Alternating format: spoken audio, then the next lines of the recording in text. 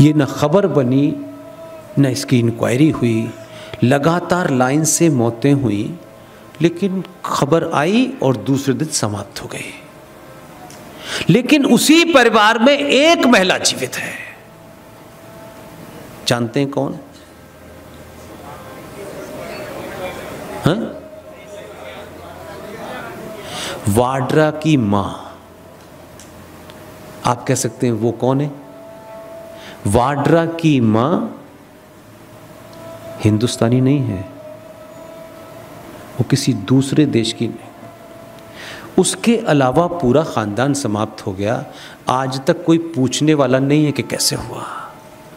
लेकिन वो prime minister भी नहीं थी, वो सब कुछ भी नहीं थी। उसके बावजूद राजीव गांधी की जब हत्या हुई तो राजीव गांधी किसी के पति हो सकते हैं, लेकिन राजीव गांधी देश के प्रधानमंत्री थे, तब भी आज तक इंक्वायरी नहीं हुई। लेकिन वो मैडम गई और उनके अंदर अपार समुद्र आग उनका जागने लगा और उन्होंने जिन लोगों ने राजीव गांधी की हत्या की थी उनको माफ़ कर दिया। सुप्रीम कोर्ट भाड़ में जाए, देश के प्रधानमंत्री की हत्या हो गई वो भाड़ में जाए, उन्होंने माफ़ कर दिया तो उनको छोड़ दिया गया। ये इस देश में वो घटनाएं हैं जो कभी किसी ने न जानी न पढ़ी। लेकिन इसी तरीके की कुछ घटनाएं उस दौर में भी हुई जब हमारे पिताजी मौजूद थे। तो मेरा आपसे विनम्र निवेदन है कि आप आज भारत जिस मोड़ पे खड़ा है इसमें आप क्या कंट्रीब्यूट कर सकते हैं, ये मौका आपको 1000 साल बाद मिला है। इसलिए मेरा तेरा मेरी को देख, मैंने आपको पहले ही बता दिया, मेरा कोई पॉलिटिकल कनेक्शन कहीं दूर दूर तक नहीं है। मीडिया में था, इस्तीफा दिया, एक दिन लगा कि मैं कुछ करना चाहता हूं, मैं कर रहा हूं, मुझे कोई फर्क नहीं है। कोई बड़े से बड़ा संगठन हो, कोई बड़े से बड़ा आदमी हो, मुझे कोई फर्क नहीं पड़ता, क्योंकि मुझे तुमसे कुछ लेना ही नहीं है। I am not interested. इस समाज को, इस देश के बच्चों को इतना झूठ बताया गया है, इतना झूठ बताया गया है कि वो सच को अब झूठ मानने लगे हैं। सनातनी हिंदू समाज का एक भी इंस्टीट्यूशन, वो मंदिर का हो, वो शंकराचार्य का हो, कोई इंस्टीट्यूशन प्योर बचा ही नहीं है। और फिर हम दोष देते हैं दूसरों को। हमारे यहां सर्वोच्च इंस्टीट्यूशन है समाज का, हमारी आस्थाओं का, शंकराचार्य। 4 होते हैं, 8 घूम रहे हैं। कौन जिम्मेदार है? सरकार, बीजेपी, कांग्रेस जिम्मेदार है। आपने किसी इंस्टीट्यूशन को प्योर नहीं छोड़ा। मंदिर में जिस आदमी का काम है वो पूजा कराए, विधि विधान से कराए, कैसे कराए, ये उसका प्रोरोगेटिव है। उस मंदिर में क्या हो रहा है ये पुजारी की जिम्मेदारी है कि वो बताए। न मैं वहां जाता, न आप वहां जाते, क्या होता है क्या नहीं होता आपको नहीं पता। आप पूजा करने जाते, वो पूजा विधान से करा देता यहां, लेकिन उस मंदिर के अंदर सरकार कैसे घुसी ये तो वो बता सकता है ना मुझे। इसमें सरकार रोक रही है। कोई समाज में आदमी ऐसी बातों की चर्चा नहीं करना चाहता, सिर्फ एक भीड़ चल रही है। धारा 370 हटाओ, 370 हटाओ, किसी को कुछ पता नहीं है। 370 हटाओ, हट गई 370। अब क्या हुआ? हट गई, खुश हो सकते हैं, मैं भी खुश हूं कि हट गई। लेकिन अगर इतना जोर एक दूसरी बात पे दिया होता तो आप कुछ और होते। इसलिए क्या, कब, कैसे कहना है, क्या जरूरी है, कौन सी चीज हजारों साल तक होगी और कौन सी तत्कालिक तौर पे आपको शायद शाम तक इस्तेमाल की हो, ये बात, मैं तो आउटसाइडर हूं, मुझे तो ये पागलपन की खोज चढ़ी हुई है, मैं ये करता रहता हूं। हजारों संगठन है, हर गली में 4 हिंदू संगठन है सर, और सब राष्ट्र के लिए काम कर रहे हैं, ये भी, और तब भी राष्ट्र नहीं बच पा रहा। किसी ने पूछा खड़े होकर के, किसी नेता ने, किसी संगठन ने, कि भारत को रात के अंधेरे में 1976 में जब संविधान बनना था तो उसमें अंबेडकर, नेहरू, अयंगर, पटेल, ये तमाम बड़े बड़े विद्वान बैठे थे। जब सेकुलर शब्द की बात आई तो इन चारों ने अपने अपने तर्कों से सेकुलर शब्द को नकार दिया कि भारत सेकुलर नहीं हो सकता। और सबसे ताकतवर, सबसे मजबूत, सबसे एकेडमिक, फिलोसफिकल जो आर्गुमेंट रखा वो सिर्फ अंबेडकर ने रखा, किसी और ने नहीं रखा। हम किसी से द्वेष इसलिए करेंगे उसका सरनेम क्या है, यह हमारी बीमारी है। विद्वान विद्वान होता है, उसके सरनेम क्या है इसका महत्व नहीं होता। हम सरनेम देख के कहते हैं अच्छा ये तो होंगे ही क्योंकि ये तो पैदाइशी ज्ञानी है, ऐसा नहीं होता मेरे भाई। संविधान सभा के अंदर सबसे powerful argument B R Ambedkar का है।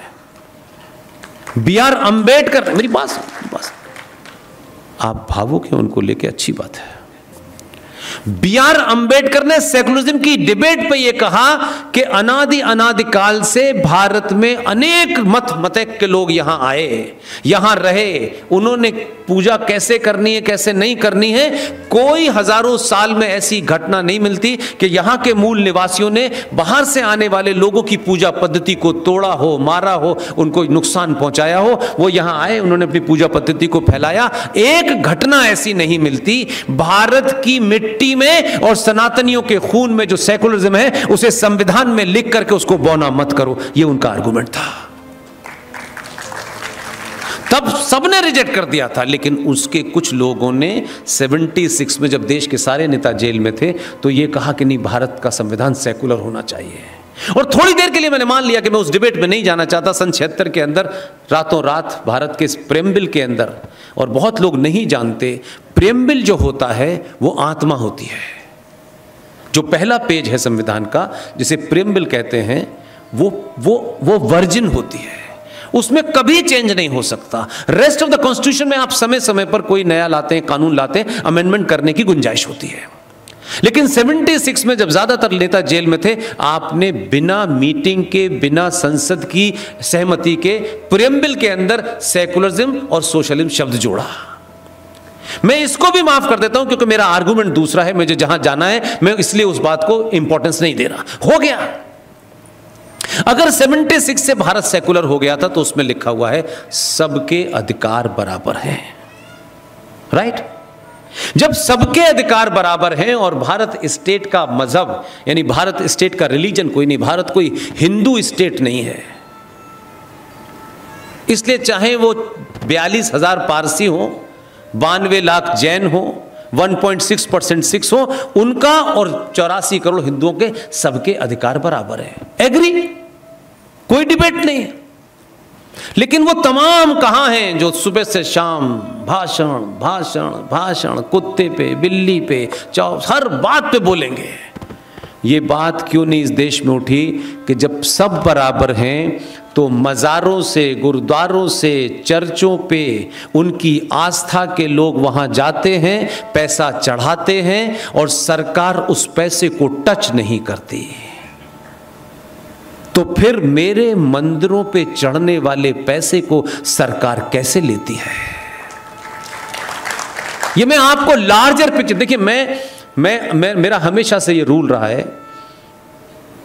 कि लड़ाई ऐसी लड़ो जो 1000 साल तक उसका आपको फायदा हो। लड़ाई चुनाव जीते हार गए, फिर ये जीते वो हार गए, ये चलती रहेगी। उन मुद्दों को उठाओ कि सालों दर साल आपको किसी के सामने हाथ ना फैलाना पड़े।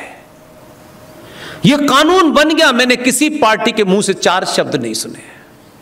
दुकानें चलानी है ना, कि जब तक हिंदू पिटेगा नहीं कुछ लोगों की दुकान नहीं चलेगी। जब तक हिंदू पागल नहीं रहेगा लोगों की दुकान नहीं चलेगी। इसलिए हिंदुत्व के नाम पे दुनिया जमाने की दुकानें खोली हुई हैं। भारत के सनातनी हिंदू मंदिर जो इस देश में हैं, उन मंदिरों पे चढ़ने वाले चढ़ावे की गिनती आपके पास नहीं है। ये जो वैष्णो देवी जहां आप जाते हैं, ऑन रिकॉर्ड कह रहा हूं ये मैं, 530 करोड़ रुपया सिर्फ अकेली वैष्णो देवी पे चढ़ता है। देवस्थानम बोर्ड कहां है?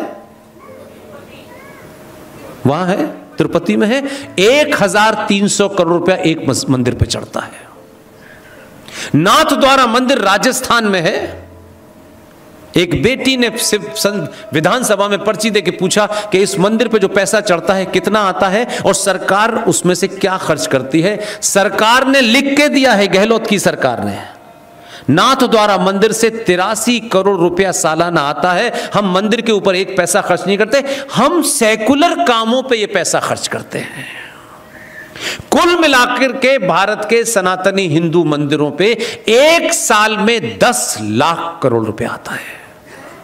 अगर आपने इस लड़ाई को लड़ा होता और आपके अंदर चरित्र होता, ईमानदारी होती, मेरी जाति का बैठ जाएगा तो इसको नहीं देगा, वो लेगा तो ये खा लेगा, ये संगठन ले जाएगा, इस मुद्दे को लड़ा होता और ये मंदिर के उछाए हुए पैसे जो आपके पैसे थे वो अगर आपको मिलते, मेरा दावा है 10 lakh crore without investing a single penny every you are getting, इस देश में एक भी दलित और एक भी ब्राह्मण का बेटा बिना स्कॉलरशिप के नहीं रहता।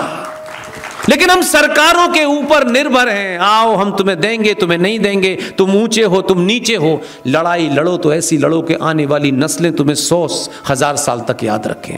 हमने 370 हटा लिया, बहुत अच्छी बात है, 370 हट गया। अब ऐसा लगता है कि सारा भारत जम्मू कश्मीर में जमीन खरीदने जा रहा है।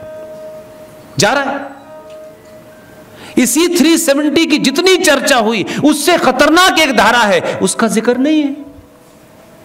इसलिए मैंने कहा ये बेईमानी है, इसे मैं इंटेलेक्चुअल बेईमानी कहता हूं। जो लोग ये कहते हैं कि हम बुद्धिजीवी हैं, आप बेईमान हैं। मैं आधी बात कहूं, आधी नहीं कहूंगे पुष्पेंद्र जी, ये बात नहीं होगी। या तो उस विषय को उठाओ मत, जब उठाओ तो उसकी पूरी बात। 370 से खतरनाक धारा जानते हैं पूरे देश में क्या है?